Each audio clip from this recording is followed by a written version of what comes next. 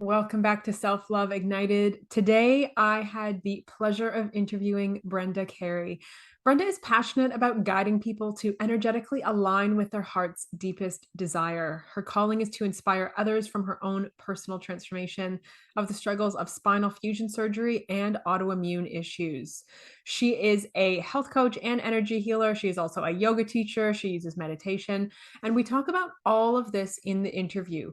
Brenda came on to share her story of overcoming a lot of sort of deep-seated childhood beliefs that were no longer serving her. We talk about how she learned to make peace with her body, the tools that she used, and how she has completely transformed that to be an empowering lesson so that she can bring this light to the world and shine it for others. We also talk about being an empath. We talk about energy. We talk about giving and receiving and holding space.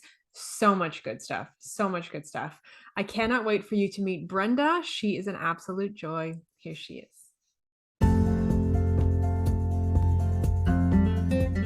My name is Katie Allen, and this is Self-Love Ignited. Let's get to it. Welcome back to Self-Love Ignited. Today on the podcast, I am interviewing Brenda Carey. Brenda, welcome to the podcast. I'm super excited to have you here. Why don't you take a moment and introduce yourself to everybody? Thank you so much, Katie. It's such an honor to be here. My name is Brenda Carey, and I am passionate about helping people energetically align with their heart's deepest desire. And I know some people might be thinking, what is that? Because I probably back in the day, I would have had the same question. But I truly think each one of us are here for a purpose. We have a passion, and it has a certain energy to it. I've been called an energy healing pathfinder. I help people find their path to align with what they really, really want. And that comes from our heart, our place of self-love, which is why I love the title of this podcast, self-love, compassion, kindness.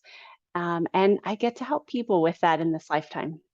I think that's amazing. I love what you do. I love like your mission and I love your work. And I can't wait to hear more about you and how you got here, because I know for a fact you're not doing this work from nowhere. You're doing this because it comes from you. It comes from your heart, right? Yes. Yes. Yes. And I would definitely say it's kind of like this pain to purpose story. Yeah. So my story actually starts back in my teenage years, many decades ago. But I was at a very young age, about 11 or 12, I was diagnosed with scoliosis, which a quick recap, I won't get into a lot of details of that, but it's a lateral curvature of the spine.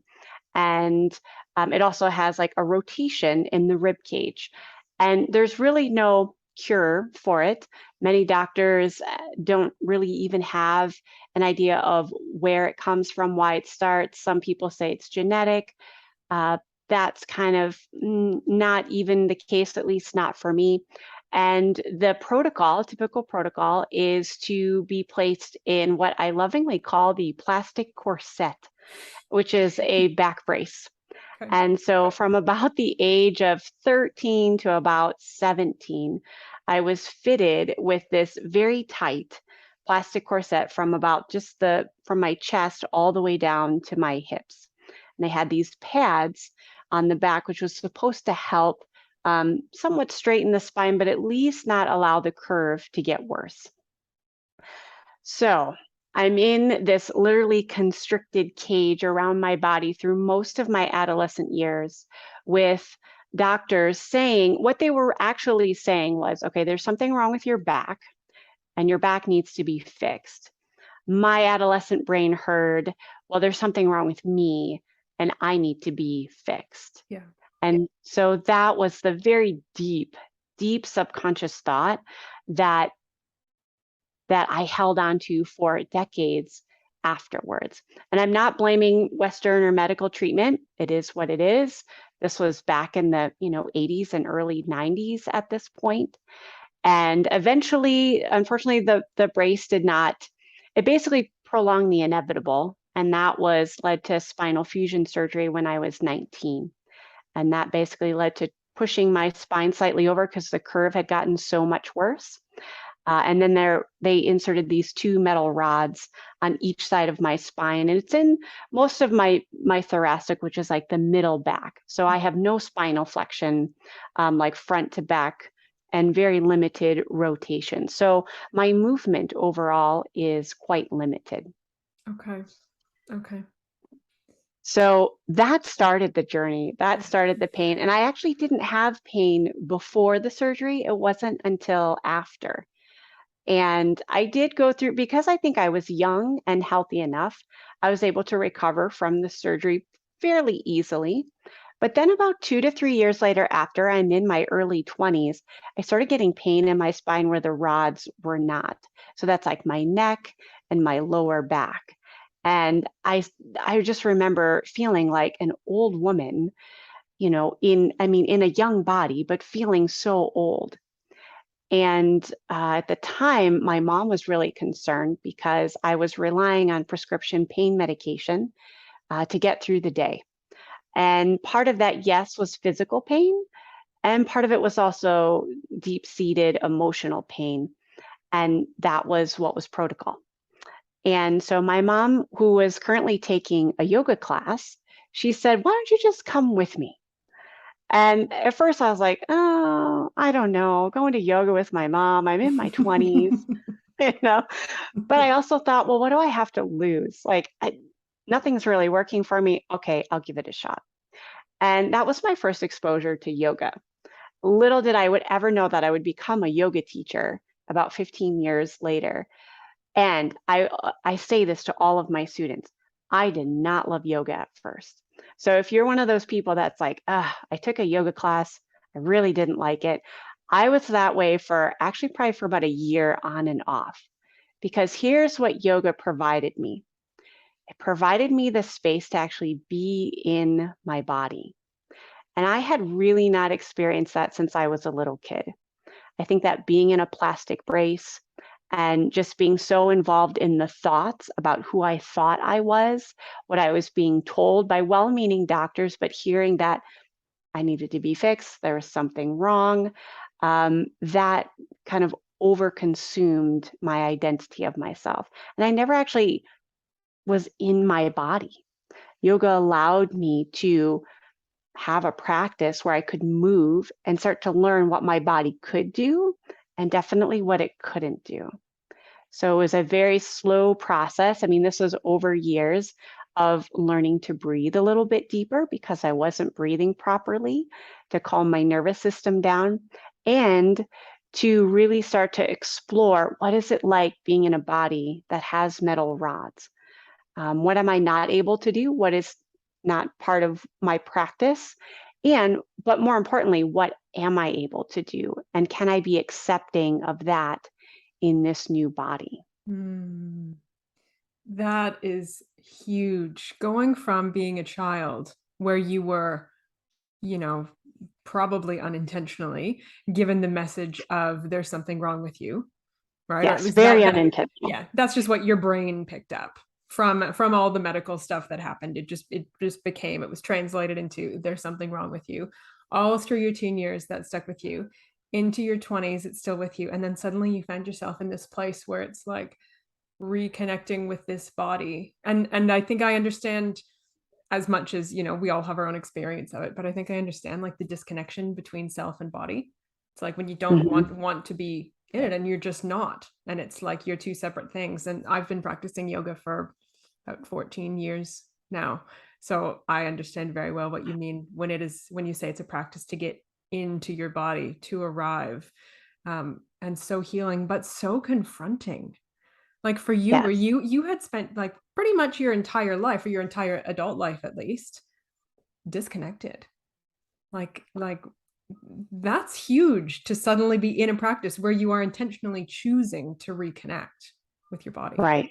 And that's where initially the dislike of Yeah. yoga came in, because what was really happening is all the judgments about my body started flooding in, Yeah. and I didn't know what to do with it. I didn't have the tools yet. And so I'd be like, oh, I don't like yoga. I can't do that anymore. It doesn't work for me. I don't want to breathe deep anymore. Yeah. Because it was really an invitation to sit with my own thoughts and and to ask the question, am I those thoughts? Am I those feelings that are coming in like a wave, more like a tsunami, it felt like. But then can I breathe through it and just watch those thoughts pass through and realize, oh no, I am so much more than the thoughts that I think and the feelings that come and go. And so the yoga practice did eventually lead to a mindfulness meditation practice. And again, I say, I did not love meditation at first. Just doing like 1 minute seemed like an eternity. Yeah. And it took a long time for me to just sit and be because I love to be busy. And I know a lot of other people do. Like when we're busy, we feel productive. And in our society, if we're productive, then we are, quote on air quotes, worth something, Yes. you know. And so to just sit and be, watch the thoughts float in and out and realize, oh, I am more, infinitely more than my thoughts. And that's the energy that I started to be just aware of, first of all, and to really flow and energetically align. And then I had to ask myself, well, what do I want? Mm, Ah. yeah. And so this is, part of my journey that I love, gifting to the students and the clients that I work with. Like, what do you like really want? I know sometimes we say, well, I just want to be rid of the pain, or I just want the special relationship, or I just want to lose the weight, maybe, could be so many outside things. But when we really focus it in on self-love, what our heart really wants, that's when we really start to see this opening of who we really are. Mhm. Mhm. Absolutely. I could not agree more. And so Brenda, I'm curious, between the time when you started yoga, had the beginning, the shaky bit, and then you started meditation and you had the shaky bit, and here you Mhm. are now, and we're going to talk a little bit about sort of what you do now, but like here you are now many years later facilitating this for others, holding space for others, teaching this. How has your relationship with yourself continued to evolve over that time? And is there anything else other than yoga and meditation that has helped you in this process? I think like yoga and meditation were the like starter pieces to Yeah. get connected to my body, to start to realize I am not every thought that I think. And then I did go through a yoga teacher training, and that deepened it even more. And to say, I have metal rods in my spine and I teach yoga was so empowering for me to step into that because I wanted to show people not just what I could do, but what they could do. Because they couldn't use the excuse of, well, I'm just not flexible. And I'm like, well, neither am I. But let me show you what I can do. And so can you. Yeah. And there are always ways to breathe and move that feel coherent and that feel good. And then the continuation to that, when I really started honing in on energy, is I first started teaching yoga, and I had this sweet older woman. She came to my classes every week. And one time after class, she came up to me and said, "You would make a lovely Reiki practitioner." And I looked at her and I smiled and I'm like, "Thank you so much. And thanks for coming to my classes." And I had to go home and figure out what she said because I was like, I don't even know what Reiki is. Yeah. And so after a little bit of research, I'm like, oh, it's it's a form of energy healing because we are energy. Everything is energy. Our physical movement, our thoughts, our feelings, how we connect to that. And we're connected to this greater, you know, macrocosm of energy, whether you call it universe or spirit, God, the vocabulary doesn't matter so much, but how we are all connected to that. And I've always loved the elements of nature, and that's how I most connect with spirit. And I started drawing in these not just ideas, but recognizing that I am the energy of water because I am mostly water. I'm the energy of earth with all the minerals, I am fire, my, electrons and everything that fires in my brain. I mean, we are electric, basically. Mhm. I am air and space, and I am all of that. And I started aligning to what I saw out in nature and started, how can I put this in just a simple term, is I started aligning with what I knew I was in accordance with that bigger vision or Yeah. that higher self. And it was amazing to me how the right people would come in, like my Reiki teacher, that woman that was in my classes, she then taught me and became my teacher. She came in at the exact time that I needed, opportunities and information and books. And now, even currently being like a podcast host and all those things they come in at the right time when I am energetically aligned to what I am tuned into at the heart level, that higher vibrational level. That's beautiful. I love that. And I wanted to just reflect back, that belief that you had that was sort of brought into you when you were a child, like there's something wrong with you, you need to be fixed. Hmm. When you get to this place of seeing yourself as one with the world around you, when you see yourself as earth, as water, as air, when you start seeing that, I don't know if this was the part of the dismantling of that story of the or the rewriting of that story, but it's like that story of there's something wrong with you, you need to be fixed doesn't work if you see yourself as divine. Exactly. It doesn't work. Exactly. You cannot believe both because there's nothing wrong with the planet around us. There's nothing wrong with the elements. They are perfect and in sync and exactly as they are meant to be. Yes. And that was a part of the healing journey. Yeah. And, even now people ask me, well, if you could go back in time and not have the surgery and not have, the pain, like, would you change it? And I said, actually, no, Mm, because that experience was my greatest teacher. yeah. It makes me who I am. It makes me, I know, passionate about what I do and helping others. And it's what I needed.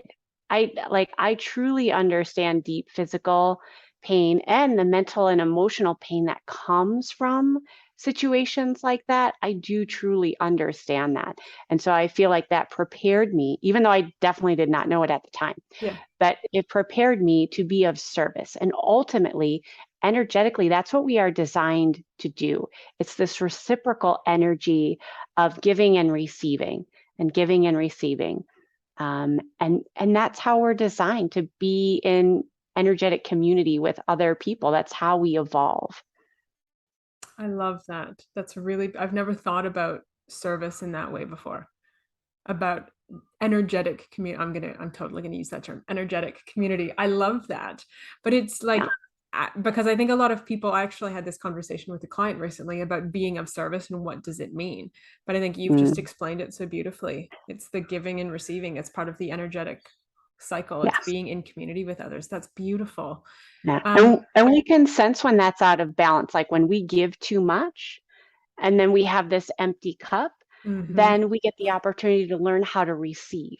right. And if we take too much and we're just taking and we're not giving, then that also has its repercussions. The ego just gets in there and it becomes a very consumer mindset.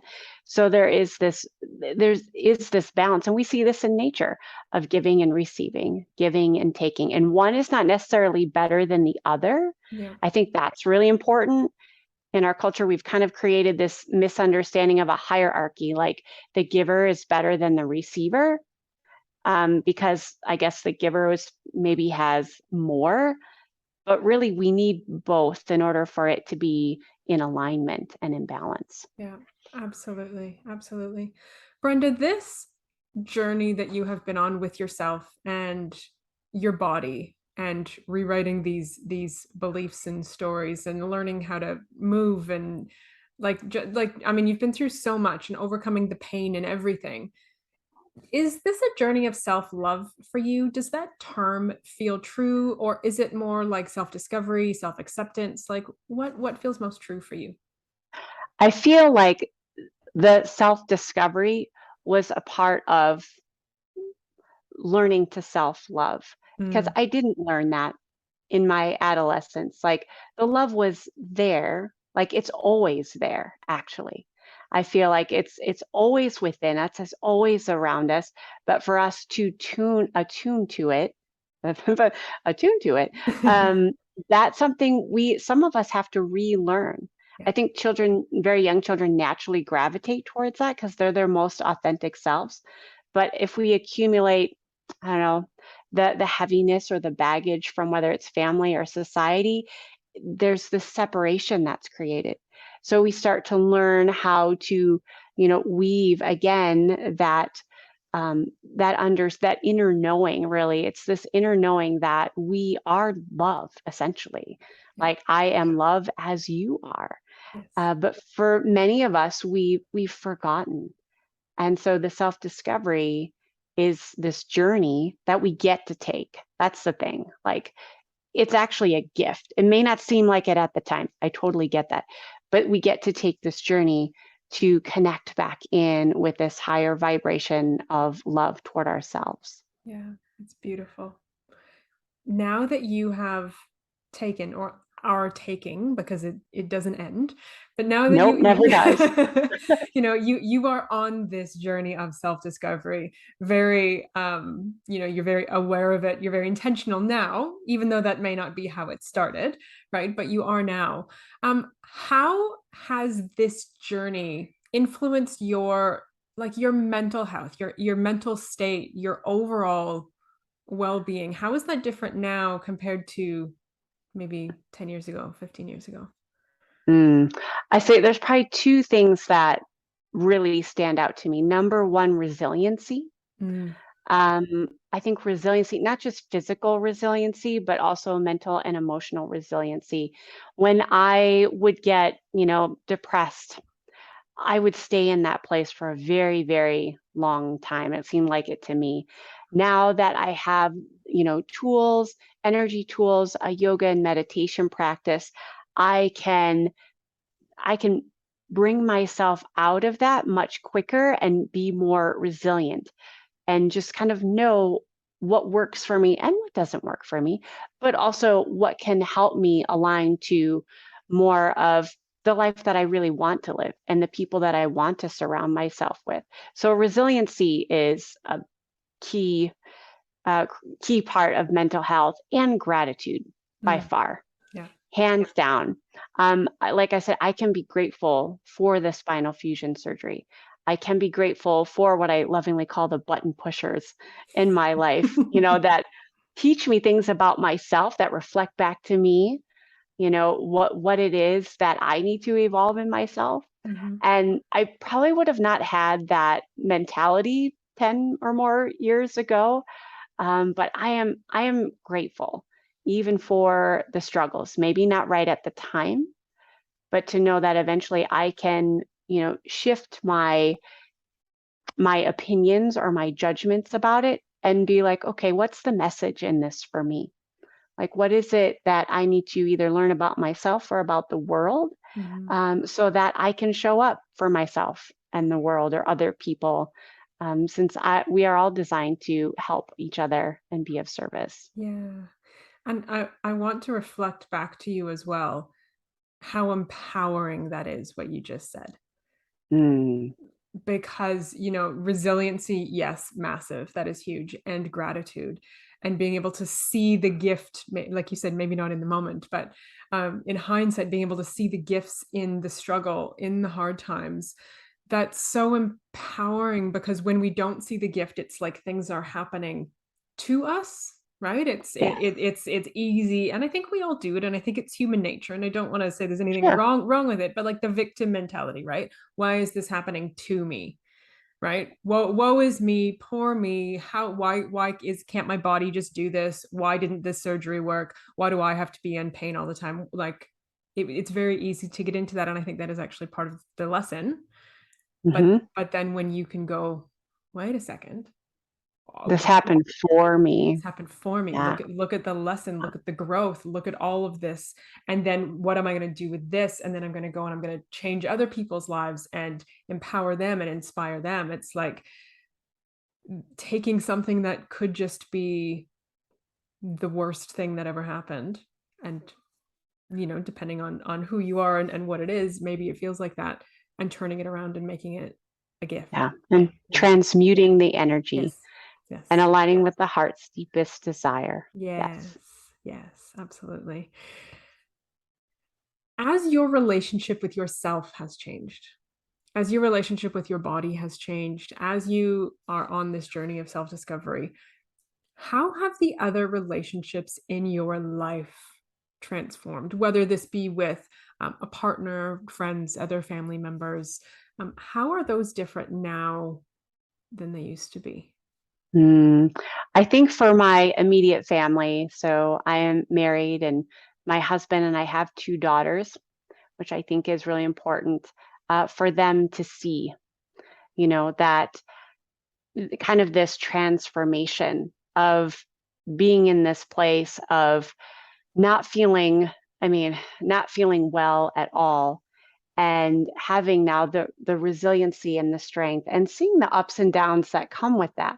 I don't want to paint this picture like, oh, my healing journey was this straight trajectory from bad to great. Oh Yeah. my gosh, no. It was I mean, healing journeys are like roller coaster rides, you get some twists and turns, and that's just how it is. But for me to persevere and to get the help when I needed it, and for my daughters and my husband to see that, Mm, to me, I would hope that I have emulated how we can navigate through struggle. And it's also just made me so much more appreciative of the time that I have with them. People that know when they're in chronic pain, whether that's physical or mental, emotional, when you do start feeling better and have the energy and the vibrancy to spend quality time with people, it just has so much more richness to it. Like I know this goes back to gratitude. Like I know I am blessed, and I so appreciate, having the close knit family that I have and being able to appreciate it and be in the moment with them as well. And then there's a flip side to this. So I have my close family and friends. I'll put, my friends in that as well.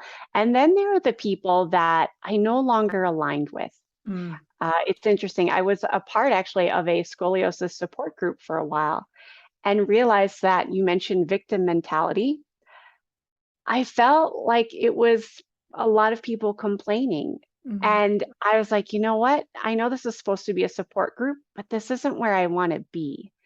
And so I actually left that group and started really searching for people that were actually healthier than me, that I could be like, hey, what are some things that you do that help you feel better? And so they actually helped me up level my health habits. And that's kind of goes back to that energetic community. So some of the people, whether it's support group or people that I just no longer didn't feel like I wanted to necessarily always be around them, they kind of fell to the periphery. mhm. And I started drawing in people that helped me to be a better version of myself. Thank you for bringing that up. Thank you for sharing that. I think that's one thing that a lot of people on this journey maybe don't necessarily want to talk about. Not everybody is upfront with that, but it is 100% true. When you when you are changing, when you are doing the work on yourself and you start getting a new mentality, right? You start seeing things a Mhm. different way like you did. Sometimes the people in our lives are not in alignment with that. And sometimes they want to come with us and they see what we're doing and they go, "Oh, that's amazing. Yep. Share with me, teach me, let's do this together." And sometimes there ends up being a gap that widens between you because they don't want to change. And Yeah. as much as that can be really challenging, it's also really beautiful because it gives you a chance to up level and to find new people to be in community with, where your hearts are in alignment. Yes. Yeah. I'm very blessed the relationships that I have, they have depth to them. Mm. And I get it. We can't always eliminate, certain No. relationships if they're part of our family. I've learned great boundaries though. Uh-huh. That that has been another really good learning curve for me. I don't say yes to everything. I can say no and not feel guilt about it. Mhm. And I can create time boundaries and space boundaries with people that I just know are not healthy for me. And that's totally okay. When you started creating boundaries or being more intentional about creating boundaries, did you have any mind chatter about that? Did you have guilt? Did you like second Oh, guess yourself? Yeah. yeah. And it always went back to what's wrong with me. Right. And this is my highly empathic nature coming out. People who are highly empathic tend to think it's not the other person, they think it's always ourself. Yeah. So I would constantly be like, gosh, what's wrong with me? Why don't I feel like that? Why don't I have those? So I really had to get clear on what's mine is mine and what's theirs is theirs. And I don't have to take it on. And I think having that separation, like in Reiki, we teach about having like this light bubble. And I would literally visualize that, like this just almost like shield like, and not that it was being mean or anything, but just creating this energetic boundary. And I would say to myself, what's mine is mine, what's theirs is theirs. I don't have to take it on. Mhm. Because I was taking in a lot of guilt and a lot of like, what's wrong with me, which kind of stems back to my earlier pattern of there's something wrong with me, Yeah. in my back situation. It's interesting how it creeps in like other ways. Uh-huh. Uh-huh. Once those stories or those beliefs are with us, our subconscious is like, where else can I plug this in? Okay, Right? so it goes with the back. Let's put it with some boundaries. Let's throw it in this friendship over here. Let's just Yep. sprinkle the what's wrong with me everywhere. Yep, that's so true. Yeah. We But think we've like healed that part of ourselves and then it crops up in another area and it's like, wait a minute, what just happened? yeah. But that's what the Another layer to work through. totally. And that's where the self-awareness and the resilience come in. Right? It's like Yes, it's like seeing it, not judging ourselves for having it, but being aware of it, getting curious about where it comes from, and then working with it as it's there and not so getting true. like we don't you don't get sucked into the spiral anymore. You can just sort of be a bystander and be like, wow, look at that. You're Yep, back. so true. Sounds like you've worked through it yourself there. Just a few times, Just a just a few few. times. So, okay. So, Brenda, tell us about what you do now. I know that you're a yoga teacher, but I'm curious about how this journey of self love and self discovery has led you to or impacted your journey to entrepreneurship, because inevitably there's some connections between the two. So, tell us a little bit about that and Yes. then what you do now. Tell us about your business as well.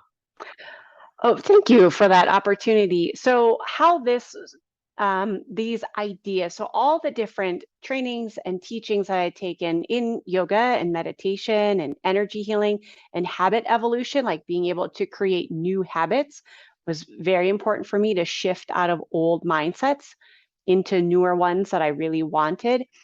It became this, and also really knowing that being in a group of like-minded souls helps us evolve so much quicker than we ever can on our own, because I did it by myself for way too long, because that's just how I operated. That's how I saw my family do it. So I just thought, well, that's just how it's supposed to go.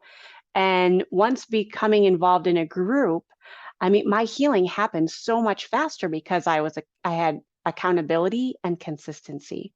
So I created a women's health conscious group where we take all these pieces and with mindfulness and self-awareness, and I guide women through their own healing journey. I mean, yes, I am the teacher, but ultimately, I provide different paths, different ways. Some of them have worked for me and some of them have not, but they have worked for some of my clients.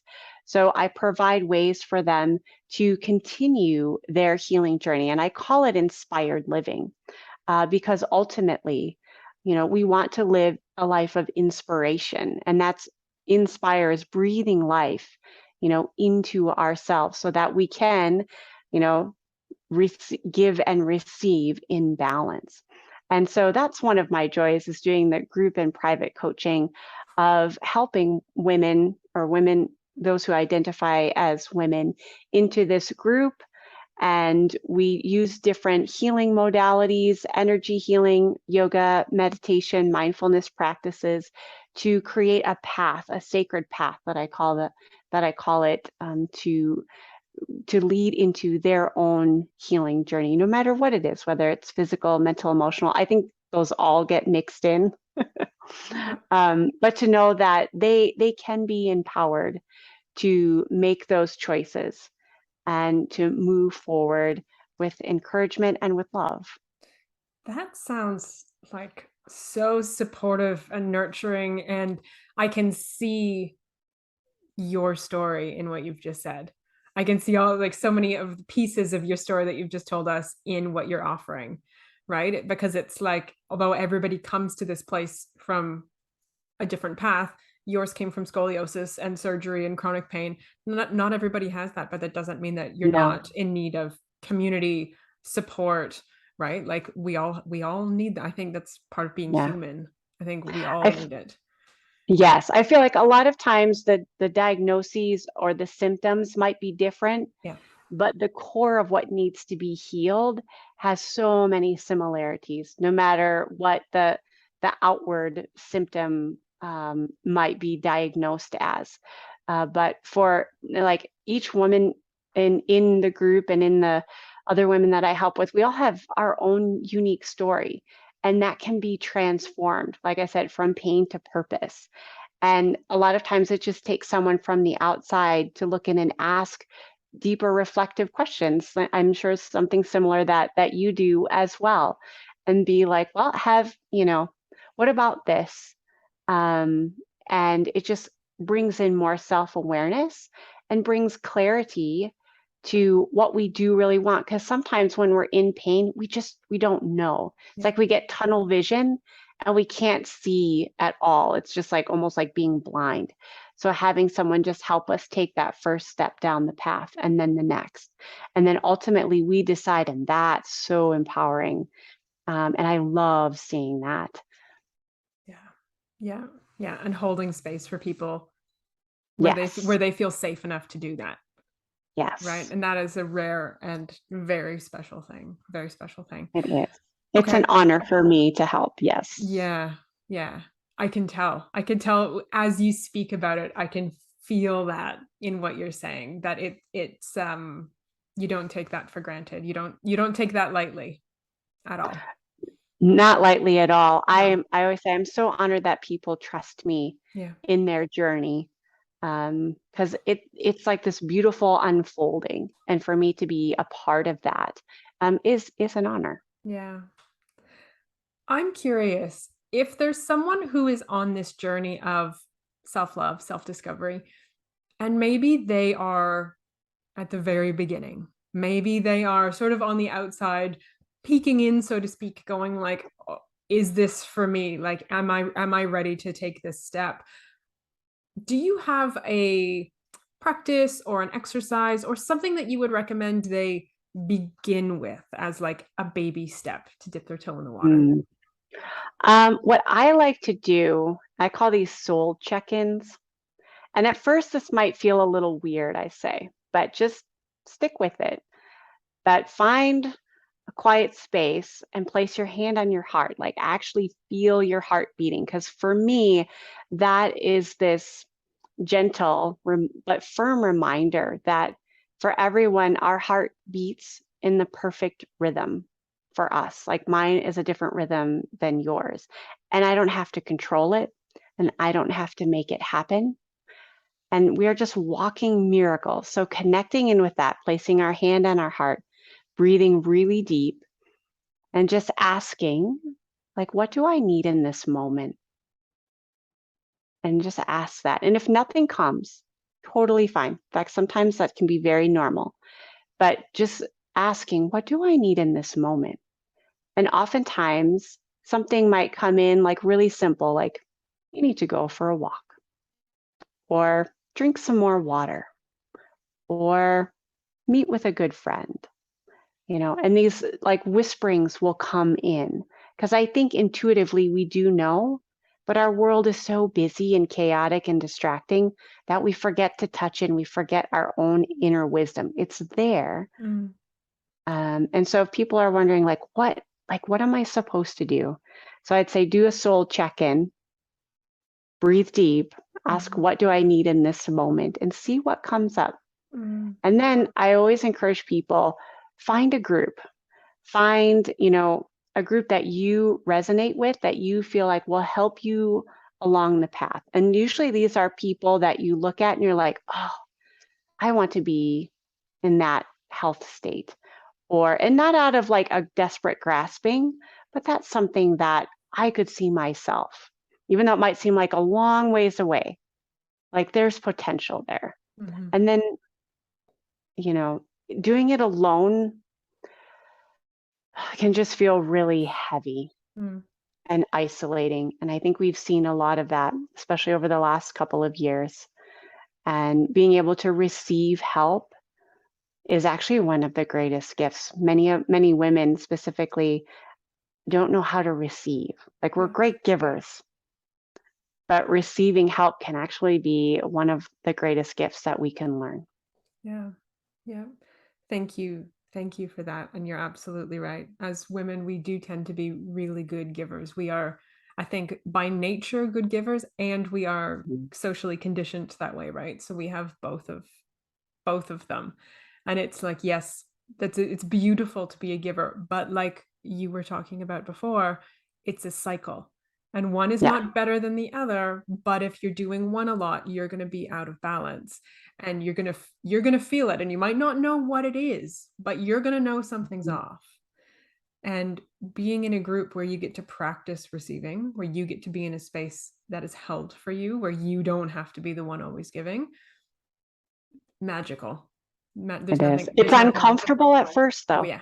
Oh yeah. I mean, that's the thing. I remember myself going, well, I probably should like be doing something, and I'm like, oh no, wait, I can just be and receive. Yeah. And that's perfect. Yeah. Yeah, absolutely. Absolutely. Okay, so Brenda, if listeners want to get in touch with you, if they want to find out more about the work that you do, where is the best place for them to do that? The best place is on my website, which is Sacred Path Yoga and Reiki. So it's spelled out yoga, Reiki, Reiki. I had to learn how to spell that way back in the day, .com. And I do offer to get people an idea of the different offerings that I have because I do pull from a lot of different traditions and practices. And I know sometimes are like, wow, I don't just do one thing. There are many things that help create the energy and align with what we really want. Mhm. So I've created a Journey to Abundant Energy. It's a short video series, gives an idea of 4 short practices that can help with just having sustainable energy without like the caffeine hit or the sugar boost that so many of us can get addicted to, especially in that later afternoon. And that can just deplete our energy over the long haul. And for those of us who are struggling with some kind of disease, we might be tired a lot, exhausted Mhm. even. And so I offer these as 4 different natural ways to bring in better alignment. So check that out, the Journey to Abundant Energy on my website. And then I'm also a co-host to Be the Love podcast. We have weekly podcast episodes on various spiritually based interviews, and also my co-host and I, Stacy, we do different topics. One of them actually being our latest one was abandoning victim mentality. So Mhm. if you're interested in that subject, definitely check it out along with all of the others. I'm also on Instagram and Facebook. I'll be honest, not as much. I have Yeah. my I have my ideas on those platforms, but my website and the podcast are definitely areas where I am always at. Nice, nice. And it's good to notice what feels good for you and what doesn't, right? And it's part of the Exactly. energy and part of the is it taking too much energy? And maybe I don't want to be Yeah. on Facebook all the time, and that's totally fine. I get it. I get it. Yeah. Okay, so I'm gonna make sure all the links to everything that you've just mentioned are in the show notes, so it is nice and Awesome. accessible. Your podcast is fantastic. Total unapologetic plug. I'm gonna be a guest soon. Ah, we Yay. we've just figured out a date, so uh, I will share that with everybody once it's live as well. I'm looking forward to that. Um, Okay, so is there, as we're getting ready to wrap up, Brenda, is Yeah. there anything else that you feel called to share? Any last bits of wisdom, any insight? Is there anything else that you want to leave us with today? Hmm. I think for the listener out there that is struggling on a healing journey, they're like, I'm just not sure where to go or what to do or who to rely on. I would just say, no, know with every fiber of your being that you do have an inner healer. And there is inner wisdom within you that aligns you to love, to spirit, to universe. Breathe deep into that, connect in with nature. Find that connecting element, whether you love the sunrise or the sunset, mountains, water, and just know that you are that too. There's actually no separation. You are that same energy. And with your hand on your heart, breathe it in because you are a walking miracle. That's beautiful. That's perfect. Thank you. And we are going to leave it there. I don't think there's any better way to end than with that. So, Brenda, thank you very much for coming on today. Thank you for sharing your story. So much wisdom. Like, you are just incredible what you've overcome and what you've achieved and the lessons that you've learned and the mindset that you have about it all. So, Mm. thank you for sharing your story and your energy with us today. Thank you, Katie.